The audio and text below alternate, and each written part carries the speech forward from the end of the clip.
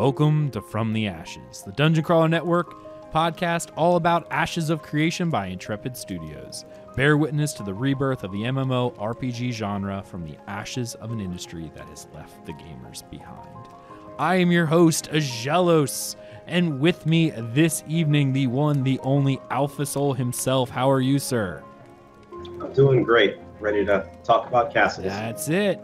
And one of the guild leaders of Vengeance returning once again, Sinbad. Thanks for having me back, man. I appreciate it. Thanks for coming on, man. I really appreciate you showing up.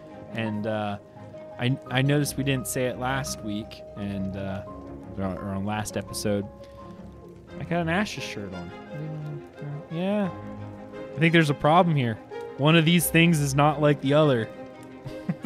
That's true. It's true. See, I've got my beer though. Oh, see how you one-upped us there. I could feed like the little Phoenix beard, you know, I like that, right? Oh, anyway. All right. As always, I got to give a shout out to our patron supporters, Razu, for signing up this month. I really appreciate that. You can support the network over at patreon.com/Dungeon Crawler Network. That helps keep the metaphorical torches lit, allows us to continue to do the show, and provide you with content each and every week. So, you know, we've been going strong now for almost a full year, actually. As of when this goes live for everyone, I think that, on Thursday, the 3rd, we will have been podcasting about Ashes of Creation for 1 year. So the 3rd is our 1 year anniversary as a show. So you'll probably get to see this episode then. But in case you missed it, I don't know why you would, but you should probably go back and listen to the show. Episode 42, Steven returns. He came on our show and gave us an interview. And one of the questions that we actually wanted to discuss, he answered, which is castle sieges and their mechanics. That was one of the topics that I had written down to talk about. Excuse me. But we never got around to it yet. It was on my list, and then during the interview, Steven answered a lot of questions and gave us a lot of interesting tidbits of information about how castle sieges are actually going to work within Ashes of Creation. So we figured we'd hop on, and we would talk about what was discussed on that interview, as well as what we liked, if there's anything we didn't like, you know, if anything we'd like to see changed or maybe improved that we'd like to see changes maybe during alpha if it doesn't work out right. Yeah, we'll have a good time.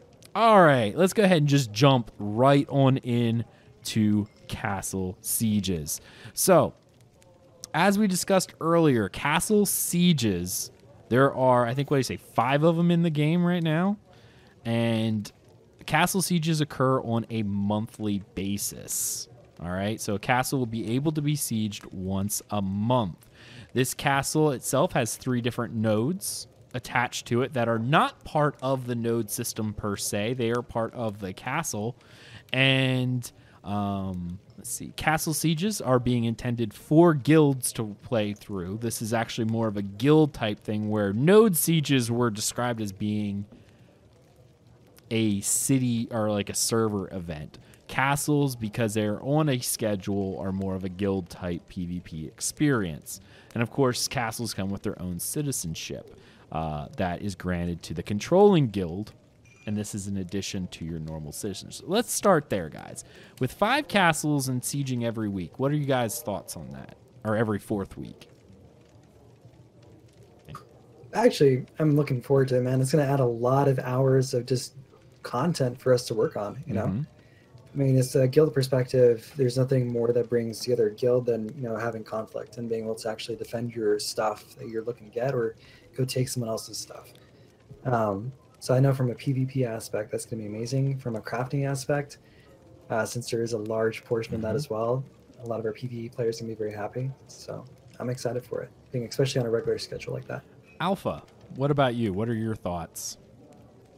I'm excited for it as well. What I'm wondering is, of those 5, now it has me questioning how big the world is, if you will, and how many people will be on a specific server, and what that 5 castles means for the entire kind of ecosystem, if you would. Mm-hmm.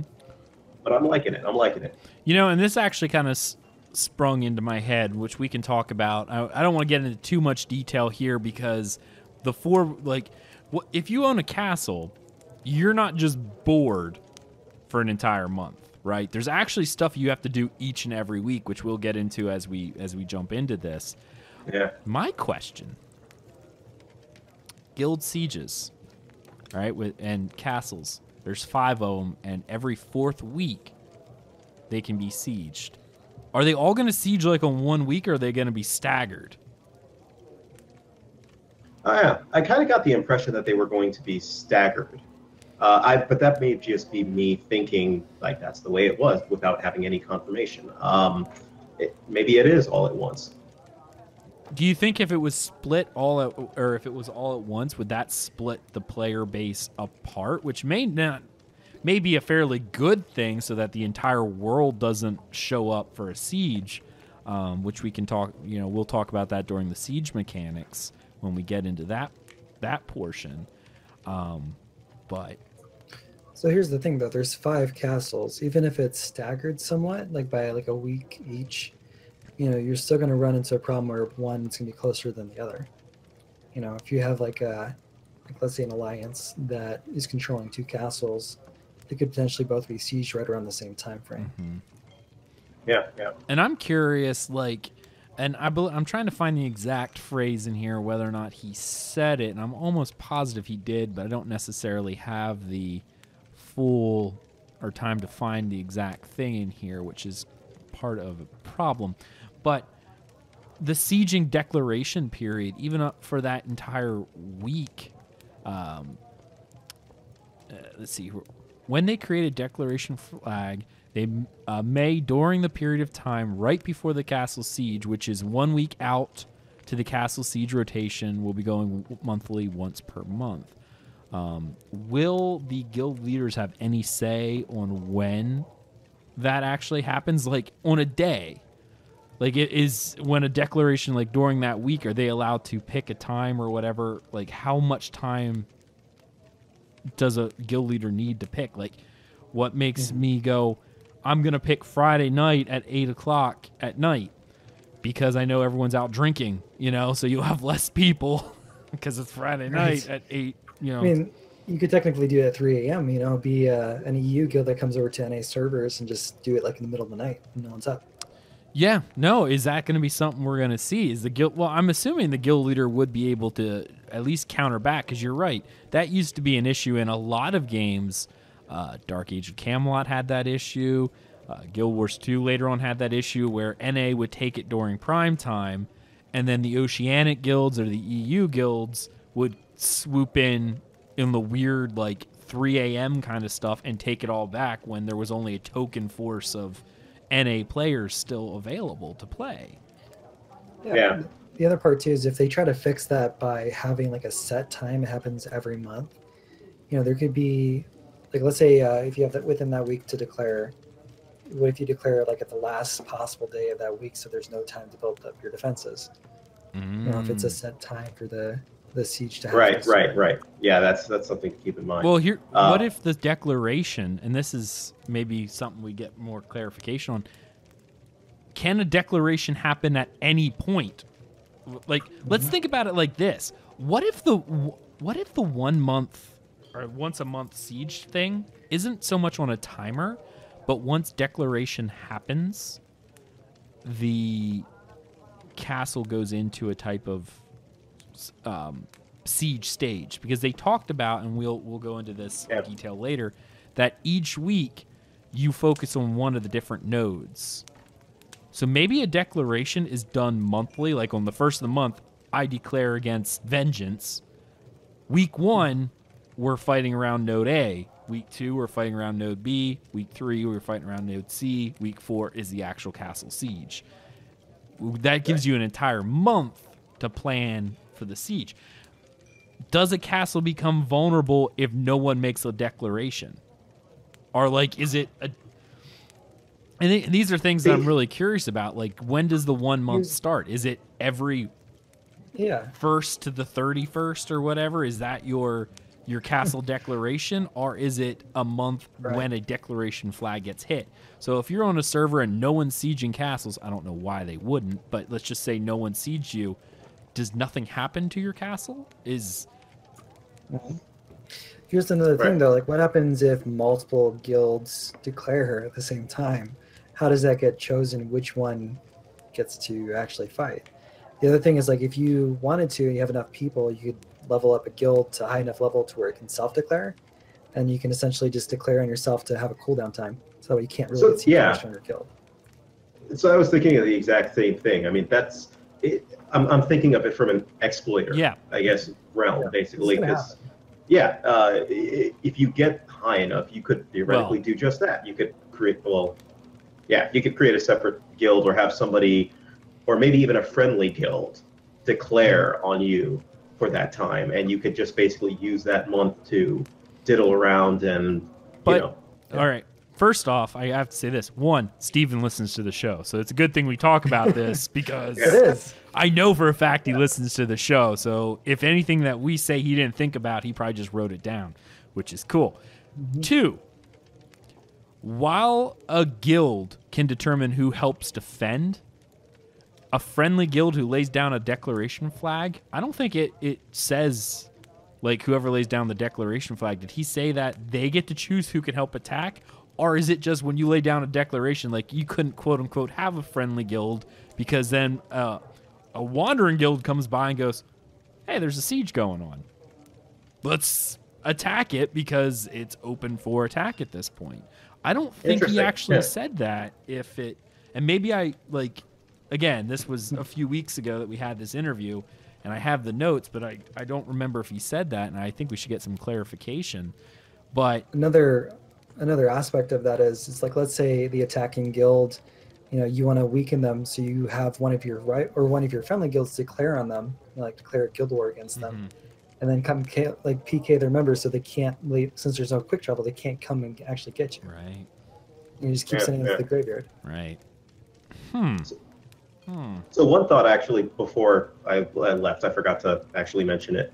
With the times, what I'm imagining for the time for a fight or for the actual battle to take place is like the attacking guild and the defending guild submitting essentially a time that they would want to fight in, and then a roll-off basically for that. And then I guess the system chooses between one of the two, or maybe it chooses... I know there was a back and forth kind of thing at one point. Other games have done this where it was a guild would pick a week, and then, a week that they wanted to siege. Now, again, this may be 4 weeks off, but I'm just saying how they did it before. Like, declaring guild says, okay, I want to siege the week of the 5th.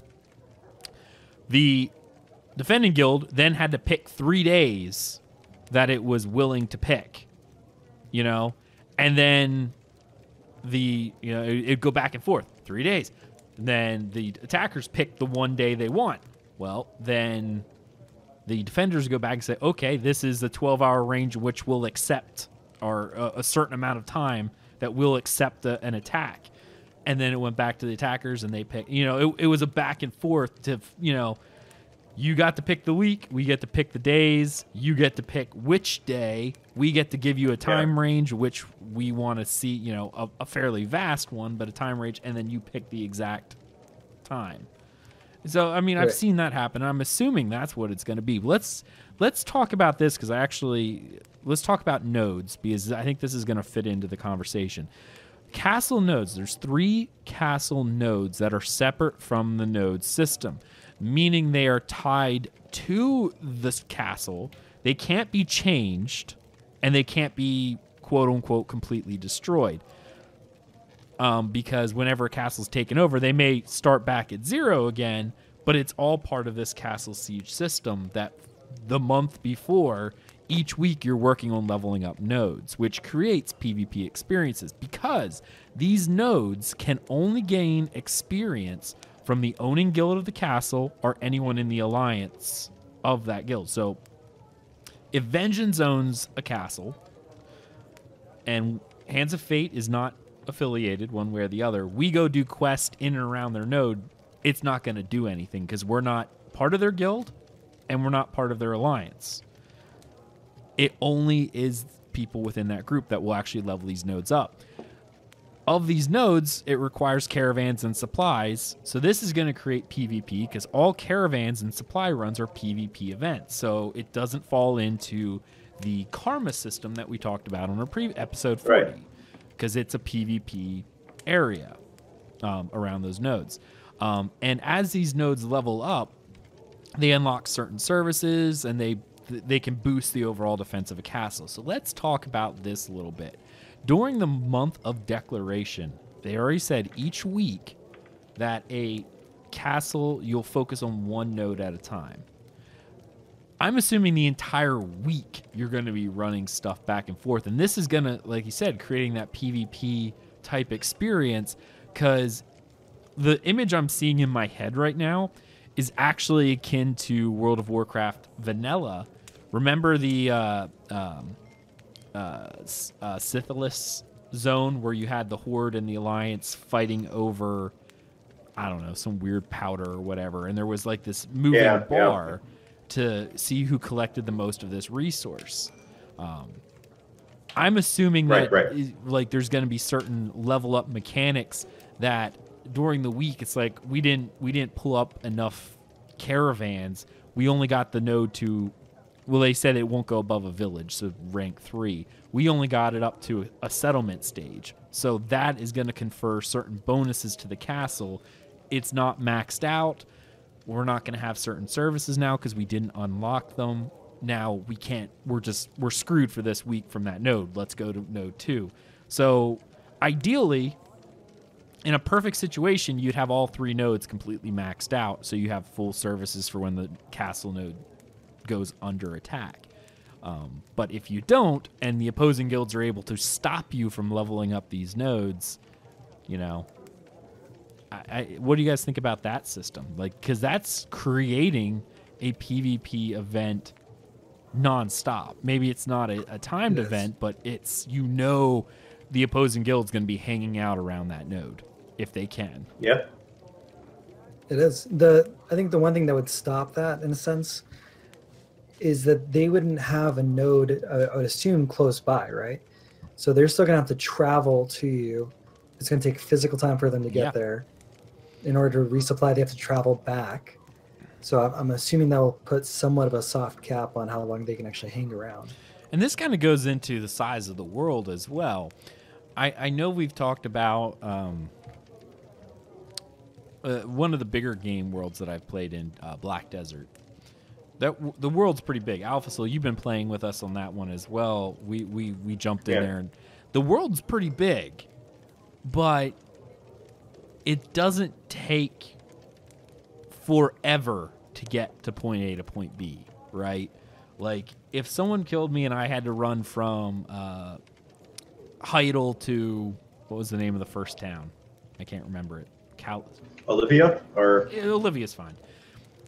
How long would that literally take? If I didn't have a super fast horse, if I just ran, even if I just ran on my feet, it may take 5-10 minutes, maybe 10 minutes. Valencia, yeah, may take about 10 minutes. I mean, yes, that's helpful, but it's not so overly large that you're wiped out and, oh my goodness, this is 3 hours of travel. Right? Like, so how big is Vera gonna be? And you're right. How far away is the closest node that you're with? If you're completely across the world, maybe that's not a castle you're gonna be sieging because it's just too far away. Because you're, you know, yeah. And I guess, I mean, even like a go ahead. Even like a 20-minute delay. That, let's say if you don't spawn like right next to that castle, there's not like a respawn place for you because you're not belonging to that castle. If it's a 20-minute delay, you know, you could easily see your numbers just dwindle out. Yeah. Well before you can reinforce. And I mean, 20 minutes may be more than enough time to finish that run. Mm-hmm. You know? Yeah. You know, you got one shot to take that caravan out, and if you don't get it, they're going to finish the run. You won't make it back before they're already at their destination. I mean, that's interesting to see. I'm wondering if the world size is going to do something like it did in UO. I'm not sure if you guys remember, in early UO, you kind of had areas that were even within the same server of Great Lakes, Lake Superior, and whatever the servers were. You had different areas and different crews that you knew everyone around that area, and you hung out with them, and you fought against people in that area. And you might not even know anyone. For example, anyone who hangs out in Covetous, the dungeon, you would have no clue who they were, what they were doing. If this world is going to be that large, I wonder if it's going to create that sort of dynamic where, you're right, you wouldn't actually siege another castle that's halfway across the world because you've got your community here. There's no reason to go unless you're pursuing some world domination potential thing. Right. And to be frank, in terms of world size, I think what they need to do is they need to scale, because, again, when we were playing BDO for a little bit, just to hop in and see what was going on, I had the starter horse, and it was just like a low grade whatever. And we had our one buddy who watched us stream, and he hopped in and was teaching us a lot. He had like this max grade horse, and that thing was like lightning, right? Like he could make it from Heidel to Valencia in like 30 seconds, it felt like. Like I'd see him run by me and disappear out of my line of sight while I was running at a full gallop, and he's just like, boom. What they need to do when they talk about size is, if they have an estimate amount of time to get from one side of the continent to the other, it needs to be done at the fastest possible speed, not walking speed. Because if you can get back, like if it's a 20-minute walk, right? 20 minutes, that's fairly long, but if someone has a max grade horse or whatever, and they can get there in 3 minutes, then it just becomes a respawn fest of, oh, I'll just back and forth, back and forth, back and forth. Not a big deal. I think that can be kind of an issue. Let's go ahead and move right on into siege mechanics. Declaration flag. Now, here's something that I think is going to be kind of interesting. This is the reason why I'm curious about when the calendar starts, because a declaration flag is required to siege a castle. And it will require masters in each of the artisan trees. Remember, you can only pick one so one person can't do it all. You would need at least 3 people, based on what Steven was telling us: a master in gathering, a master in processing, a master in crafting. At least 3 people to make this flag, or 3 alts or whatever. I don't know if that's going to allow you to do it one way or the other, but you need 3 different characters in order to facilitate this process. And we don't know what kind of resources go into this. I'm assuming a declaration flag for a castle siege is going to be different than a declaration flag for a node. Because remember, what I'm envisioning in my head is a declaration flag with graded tiers, right? The lowest declaration flag is for castles. And then, because it's on a weekly, or maybe not even castles, but like, let's just say tier 1 is tier 1 will allow you to siege a tier 1 node, which is supposed to take a couple hours of a lot of people leveling, right? And it goes from tier 2 is a couple days worth, tier blah, blah, blah, blah, blah. Different declaration flags should probably cost a different amount. If you're making a castle siege flag, it should have a cost that is relevant to a monthly siege cycle, whereas they talked about a node like a Metropolis taking upwards of 6 months, maybe even longer, in order to level to max. I'm hoping longer, to be frank. I would love to see a Metropolis take 8-9 months to actually level, so that way when a Metropolis actually got sieged, it was a server event because of the amount of time.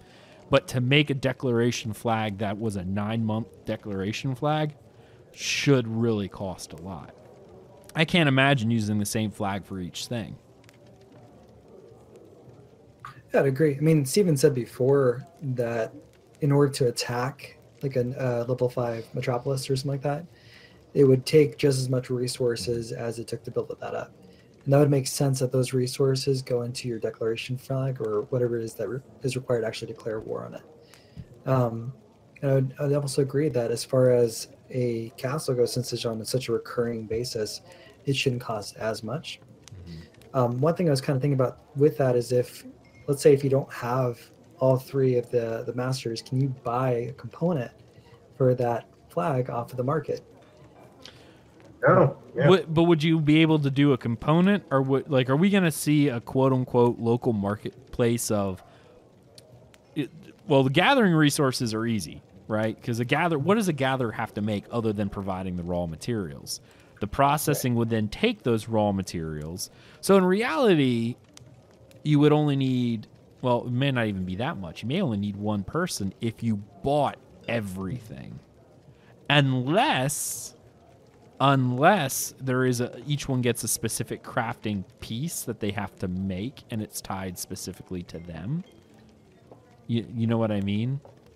How do we share that then? I don't think you would. I think for... what's going to happen, well, again, this may be different. Is it going to be a buy and sell thing, or is it a crafter makes it and it's quote unquote soul bound to them, so they can't sell it? But when you put it in a combination trade window, it'll make the flag. So in reality, you have to have all three people to make it, and they each take their piece, and do like a wonder triplet power activate. Let's put all of our rings together here, and we have a flag. Or are you just going to be? Are we going to see local auction houses full of declaration flags that you could just buy for gold? I don't know. I would actually prefer not to see that. I would like it to see more along the lines of and not even like someone who just has a ton of money can just buy it all. I'm just going to buy the raw materials, give it to the processor, or buy the process materials, give it to the crafter. I'd like it to be more of a personal type thing where you actually have to engage that crafter specifically. You know what I mean? It brings the social aspect back to an MMO. And it may also, and here's the fun part, it may also make the person who's crafting it go, do I really want to get rich, or do I want to provide that flag to the D-bag guild who wants me to make it for them? Like, that aspect. It's like, I don't know. Yeah. But like you just said, like you could have crafters who skip guild to guild to guild. Yeah. Just doing this because, maybe that guild doesn't have people because they don't focus on the economic side. And I think that would be awesome. But it does allow for that player to sit there and go, yes, I would love the money, but I really don't want to make a flag for the Goon Squad, right? I'll pull them out from from Eve because they're known to have a very bad reputation.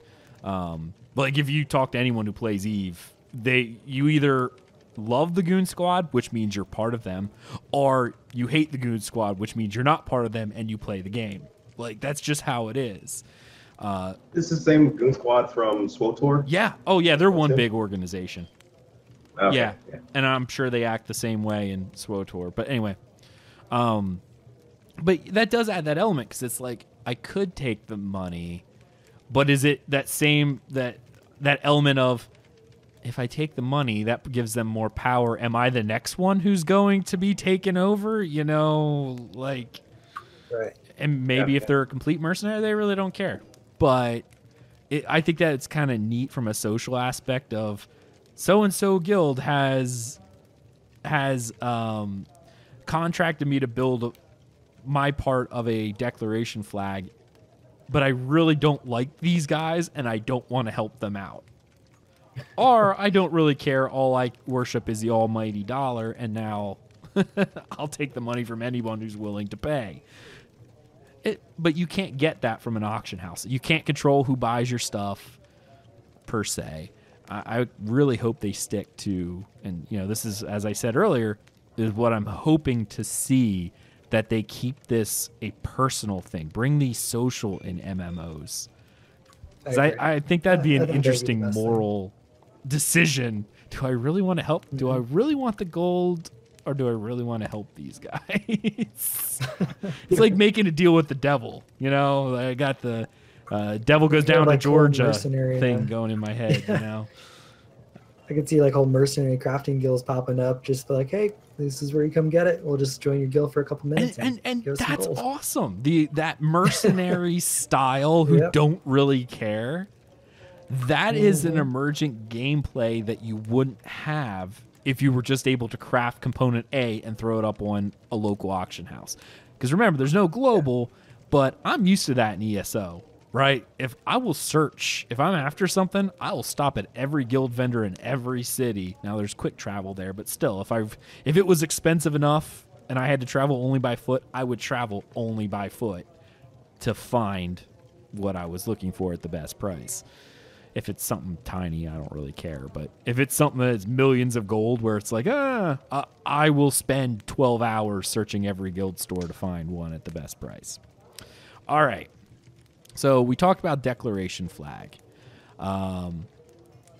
Let's talk a little bit about the actual mechanics here. They say when attackers claim certain waypoints around this, they actually will be decreasing their respawn timer and increasing the defender's respawn. That seems like it's the type of... Well, again, this is going into a 90-minute timer. So is that the type of gameplay we're going to see for the castle siege of kind of a quick get in, get out? This kind of jumps at me that because it's only 90 minutes, that there's going to be something akin to... help me out. Alpha Soul, what do they call in ESO? The siege tents? The respawn? Oh. Man, I'm forgetting the name. Yeah, the portable siege tents that you were able to place, and that's where you could respawn. Is it just like this battle game of the better you do, the long you went from a 10-second to a 30-second to a 60-second until everyone's dead and you no longer respawn, and then you won? Sounds like it. Yeah. I was gonna say, I think it'd be 90 minutes basically for the attacking team to take the flag, right? And if they don't, then they lose. Right.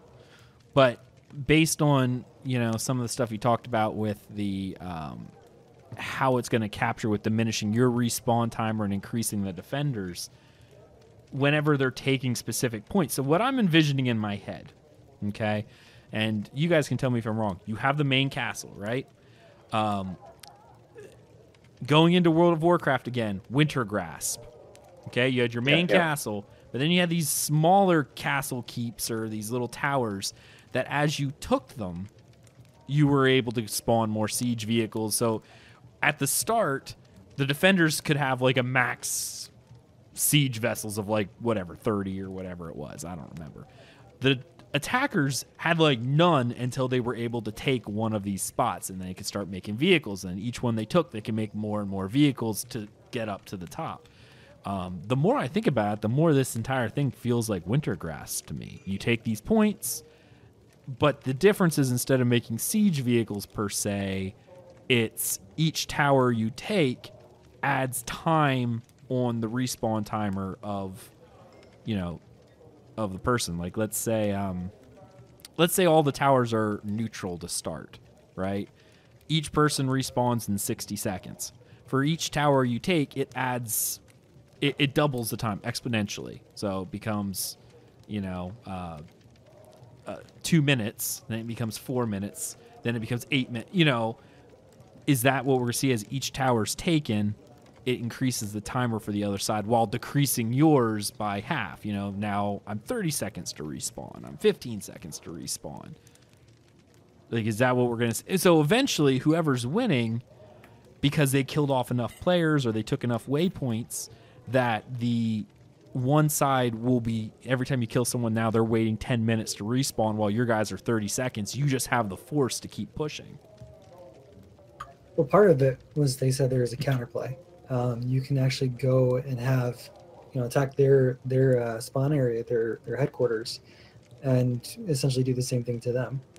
So I think that there will be a balance. It won't just be a snowball effect of where you consistently just get put into a deeper hole every time you do something. Right. And I was assuming both sides could take it, but whatever the counterplay is, it's either, we're sieging your walls and we're taking specific key points on your tower or your walls each time, and that's decreasing yours, but you're taking our siege towers or whatever, now you're decreasing ours. I can see that. Like, whatever the counterplay may happen to be, your side versus my side, when you start a siege, you have these pre-set up fortifications that you own, and every time the defenders take one, you lose time, and however they want to do it. But yeah, there's this back and forth time of I took your tower, now I get a boost, you get a debuff, a buff and debuff system. It's neat to see it work over 90 minutes. So the other thing they mentioned, and this is also part of the thing, certain number of NPCs are going to be involved and will act, and there will even be mini raid bosses. This brings into account, again, I'm bringing in World of Warcraft because that's the one I played the most recently. I was trying to think Lineage 2 because I know they had a lot to do in there as well. But remember Alterac Valley? You could kill the raid bosses that were scattered throughout the entire valley, and it would actually lower the defenses of the final boss or give you points and stuff because there were specific runs you could do, but you'd have to take towers, but there were also mini bosses that you could fight or skip. It didn't really matter, but if you skipped all the bosses, you were fighting the main boss with his 7 mini bosses at the same time. But each tower you took, each mini boss you brought down, he became less and less powerful. I remember that. So I wonder with that, if you can actually position the little NPCs you have, like the mini raid bosses, as a defender. Like, what if you just stick them all in your keep? So that way, once everything else falls, you have that last line of defense that they have to get through before they can start casting. Like, if that would be something you can actually position as a strategic thing, or if it will just be randomly strewn throughout. I have a feeling it's that is a good interesting point. Like, can you place them? Or are they going to be pre-done? The only issue I have with placing, does it become a situation where you place every raid boss in one small room? You know what I mean? Like, you could put so yeah, if your defenders suck, maybe they could take out. But then again, you're fighting 8 raid bosses at once. You're only defending one spot, so you can have your entire force just sit there. My thought of the only way you could get around that is that you were able to choose, let's say there's four, I'm holding up my hand. I did do 4, right? 4 bosses, and you have 8 possible spawn locations, and you can pick. That'd be good. Because I don't think I'd want to see people just free range post them, because like I said, then you'd have all of them in one room, because that would eventually become the meta, right? Like, why would you spread out your forces? Put all of them in one room and just keep sit them right there. Welcome to the room of death. Yeah. We're just going to turtle in this room, and no one's going to get through. What a lovely room of death. I love that movie. Anyway, I could see that, but there would have to be a little bit of counterplay. But I almost feel like the easier thing is they're just going to be pre-done. Similar to, you're going to go up to your castle siege. You're going to have your 3 nodes, and each node maybe has a governor in it. Each village has a mayor or a centurion or whatever you want to call it, a military tribune who is ruling that town. That's the raid boss. And then, of course, you'd have a castellan or whatever you want to call it in the main keep that would also be bosses. But I'm assuming that's what it's going to be. There's going to be 1 in each node, 1 boss in each node, and then 1 in the castle to take. That would be my thought. Not necessarily mean it's the best or the easiest. I just think that's the easiest way of doing it, and I think that's what's going to be. Probably. Yeah. Do we want to see that? I would say if we did it like you were saying, where you could have 8 different selections and you kind of put them in between those areas, that would add a level of strategy to it that I think would enhance it quite a lot. It'd make it much funner. You could see some interesting plays come out of there. And I think it'll also bring into the fact of it would actually require scouting per se to an extent, because when you started, you wouldn't necessarily know where the bosses were kept. Now, with only 90 minutes, I don't think they're going to do a lot with the scouting game, because if it takes you an hour to find people, what's the point, right? Like, I don't think it's going to be that expansive. But I do like that counterpoint of, you may know the 8 spawn locations, but where did the opposing team want to spawn their raid bosses, right? that is a level of counterplay, and you would have to spread your forces out. You'd have to send your scouts out to try to figure out where they are, so you could direct your raid to those locations. As I spray my cat.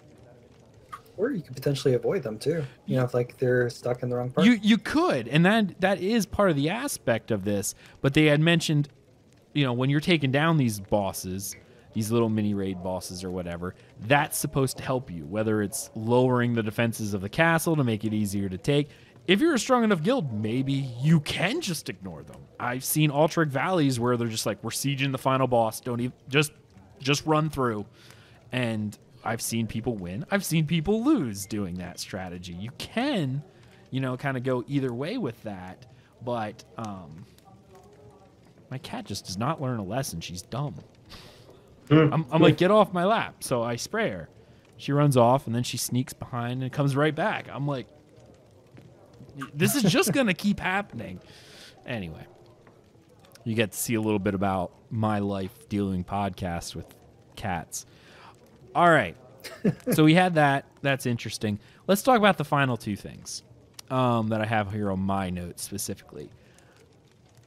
Guild leaders, or the guild leader, the one who owns the castle, will be able to designate one other person, and they will have special abilities that they can use to help with the defense. Wait. Well, guild leader and one officer from it. Okay, I think so. Each one will have an ability that they'll be able to use to support their raid.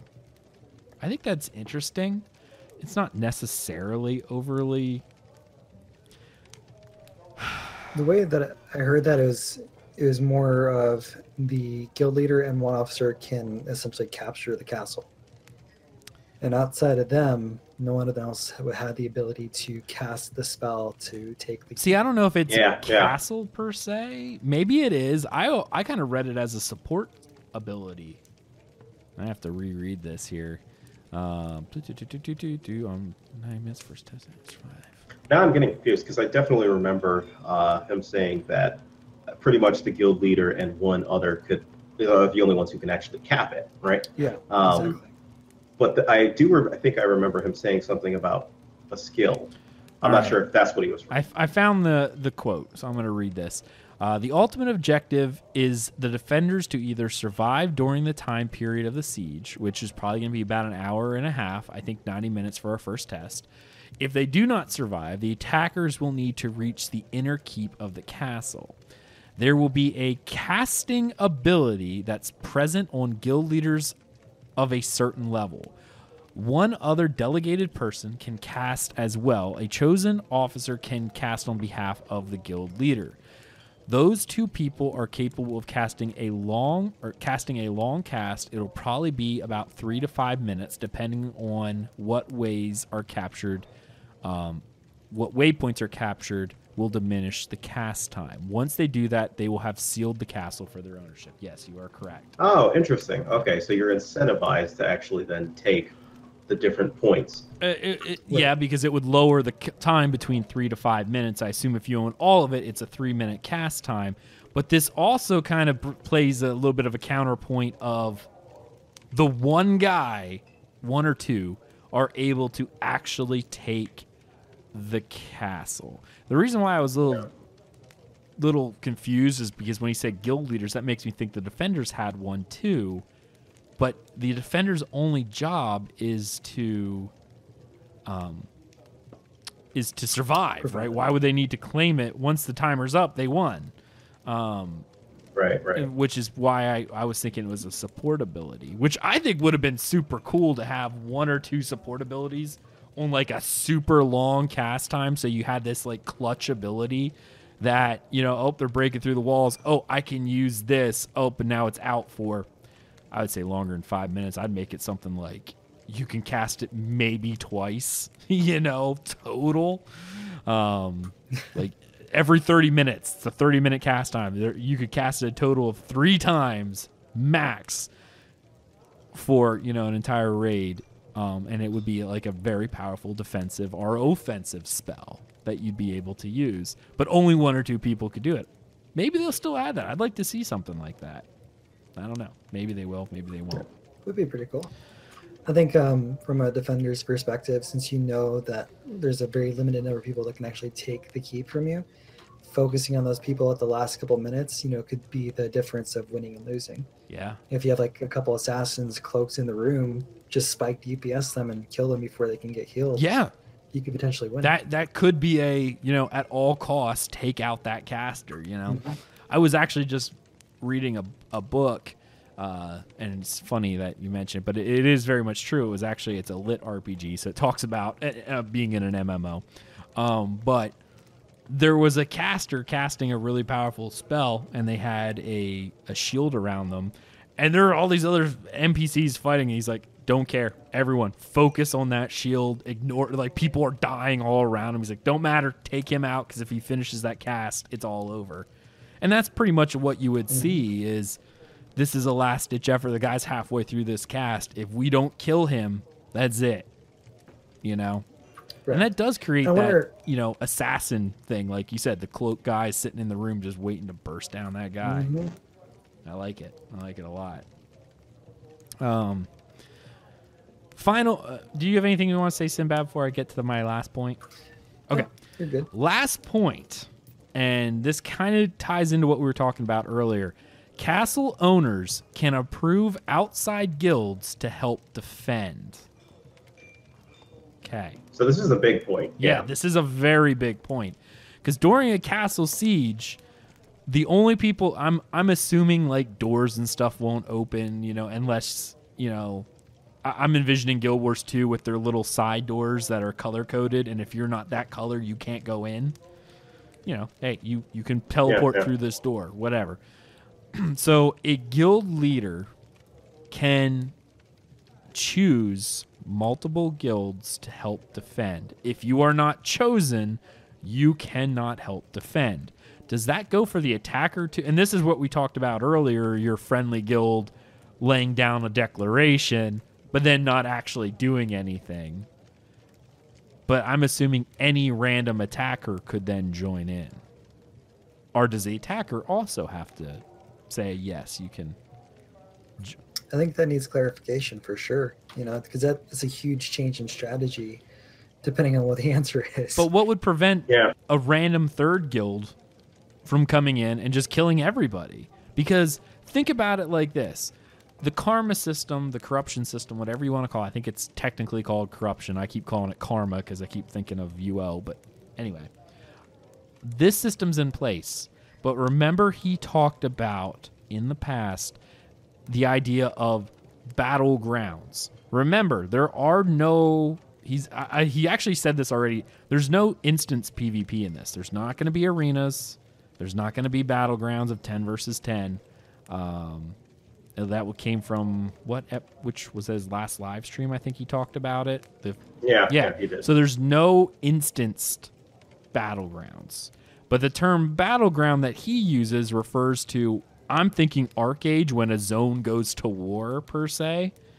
I'm thinking that's going to happen. So whenever a castle siege happens, that zone that it's in or that area is considered a battleground. Anyone who goes in there, the corruption system's gone, right? So. Yeah, you're fair game. A third guild could come in, and while they may not have the ability to claim the keep, because remember, only the attacking guild and whoever they designate can actually do the capture, right?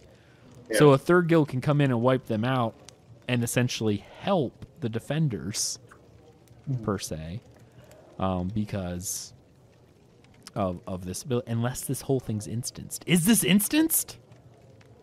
Good. I think it'd probably be best in a sense to instance it, since it's such like a sensitive thing. But if it's not, then you could potentially hire mercenary guilds to come in and essentially attack the attacking guild from behind. Yeah. Pinch in between your forces. I feel like it would... Oh, go ahead. No, I mean, it just, from thinking about it, it opens up a whole world of possibilities. Yeah. It makes it exciting, to be honest. Well, it does, but at that same time, the defenders are going to be behind the wall, right? So you have the wall, there's nothing beyond the wall. Never mind. Game of Thrones reference. They're behind the wall. They're defended, right? If a third guild comes in and tries to lay siege, if they have the siege equipment available, can they do that? Does it matter? But they're essentially defended behind the wall if that's where they're at. Now, I'm not saying that's where they're at. They could be out trying to fight the field and take the other side, but let's just assume they're behind the wall. What prevents the guild from attacking the defenders who are out on the field trying to breach the walls? Doesn't sound like anything. No. Yeah. Because my question is I'm sorry. Is there like a hard cap for how many people can actually participate in this? How would you prevent it unless it was instance? That's a good question. You know? And I believe he mentioned in here, I'm positive he said that there will be certain aspects that would be instanced for people. So I'm almost feeling like the node wars that are going to focus around the first 3 weeks. Open world, anyone can come through, do whatever you want. I'm almost feeling like castles are going to be their own little zone per se. Like we don't know if they're going to have zones, if there's going to be like seamless zone system similar to like how WoW does it, or if it's going to be you walk through a zone wall. Is the castle going to be a zone wall? In which case, when you go up to the castle and you're in the castle, it has its own little mini zone that when a siege is happening, because remember, you're able as a defender to pick guilds who will help you defend. Will the attacker be able to do the same thing?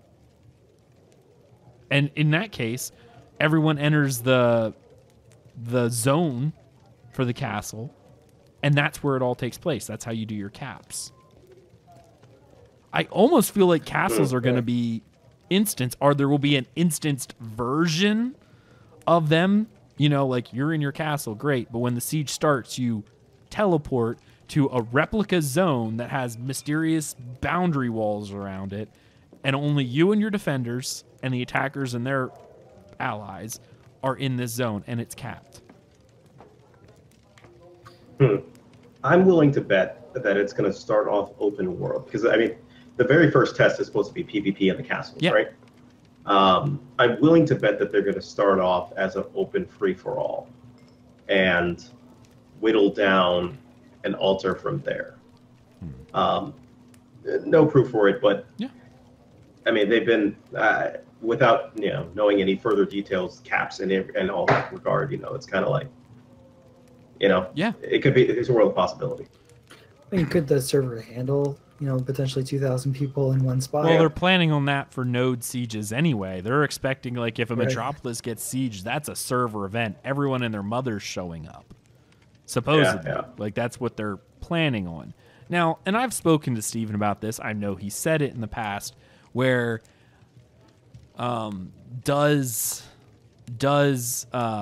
having 3,000 people on a screen really matter? Because eventually, at a certain point, what's relevant to you is not going to be 3,000 other people on the screen, right? There's a certain point where battles just get to what matters and what doesn't.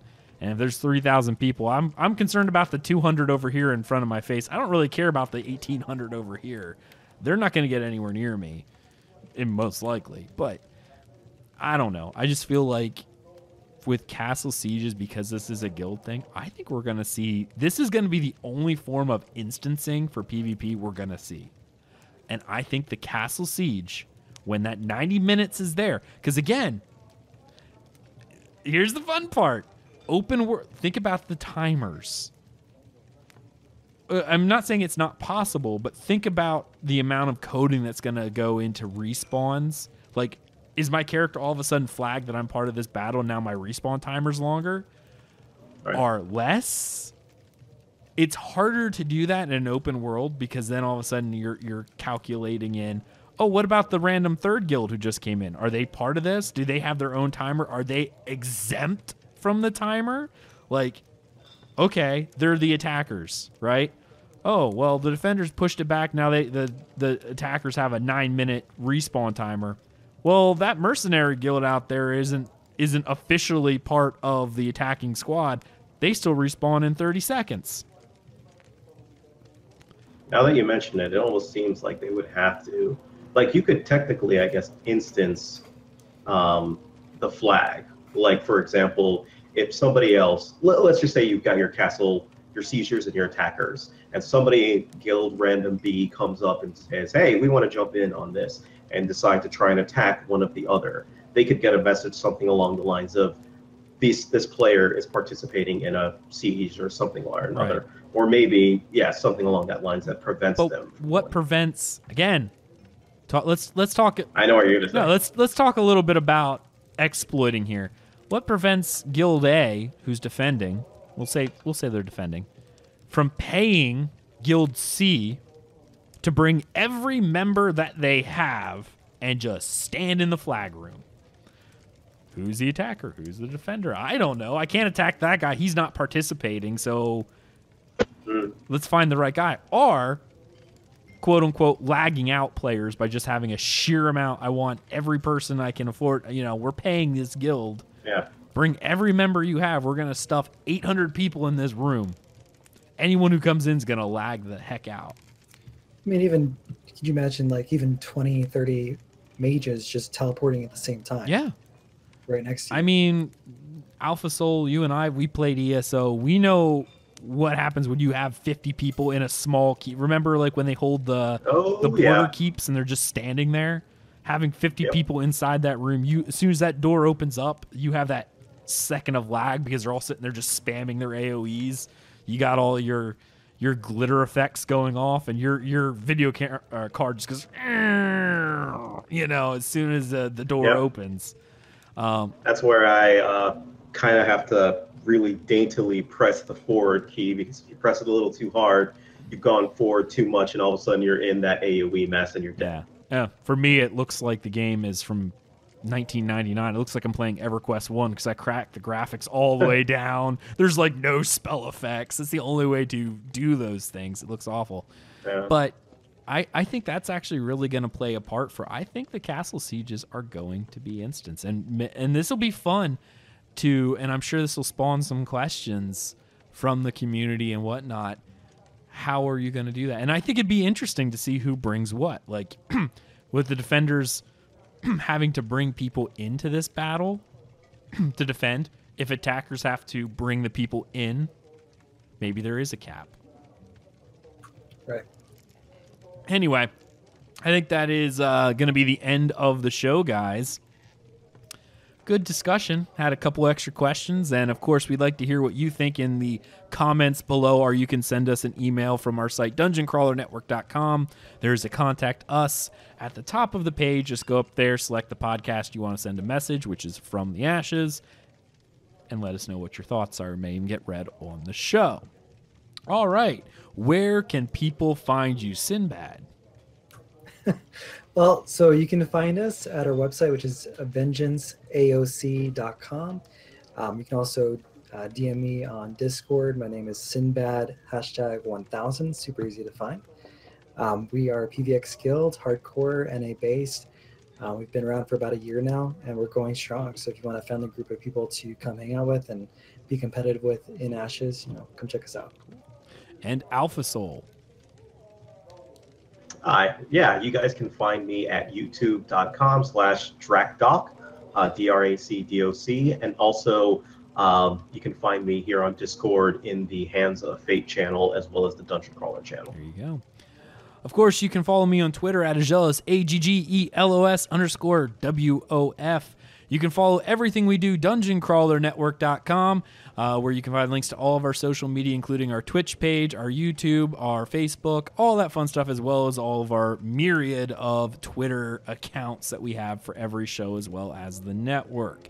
So I encourage you to go out there, give those a follow, and, that always helps us out. We hope you appreciate it, or we hope that you appreciated that we did a show, but we hope you enjoyed it as well, this episode of From the Ashes, and we will see you next week. See you later.